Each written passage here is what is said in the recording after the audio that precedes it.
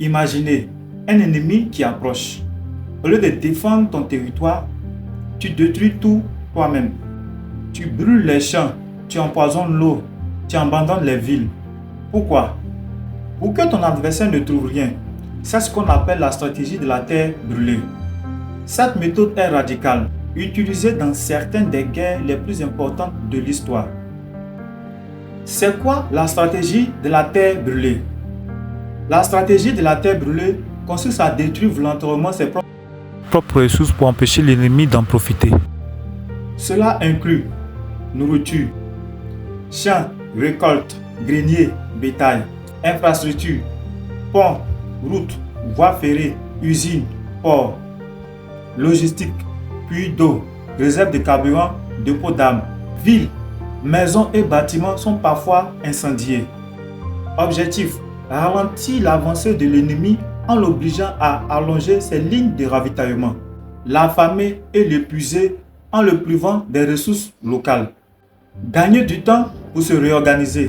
C'est une stratégie défensive, mais extrêmement coûteuse, surtout pour la population civile. Les exemples historiques, on en a 3 exemples. En 1, la Russie contre Napoléon en 1812.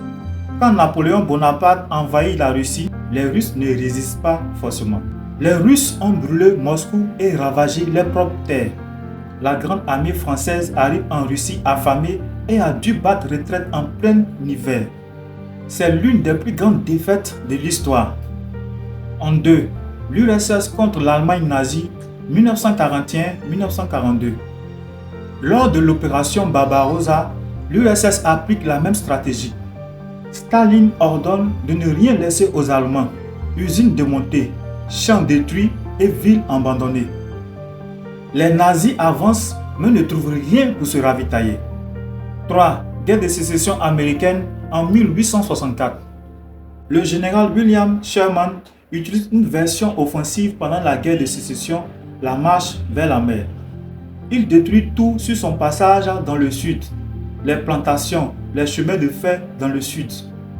Objectif: briser la volonté de combattre de l'ennemi. Les utilisations modernes. Aujourd'hui, la stratégie existe toujours, mais elle est plus discrète.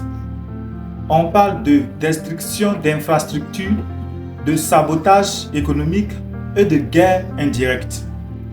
Exemple: la guerre du Vietnam, le conflit au Moyen-Orient et la guerre en Ukraine. Mais aujourd'hui, ces pratiques peuvent être considérées comme crimes de guerre. La terre brûlée est très efficace sur le plan militaire, mais elle a un prix énorme.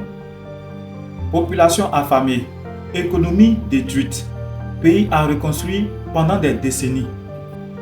Aujourd'hui, le droit international considère que détruire des biens indispensables à la survie des populations peut être un crime de guerre. Cette stratégie, tu peux gagner une guerre, mais détruire un pays. La stratégie de la terre brûlée montre une chose. Dans la guerre, on préfère parfois perdre plutôt que laisser l'ennemi gagner. Mais est-ce vraiment une victoire si tout est détruit? Si tu aimes ce type de contenu géopolitique, abonne-toi, like la vidéo et dis-moi en commentaire. Est-ce que cette stratégie est intelligente ou inhumaine?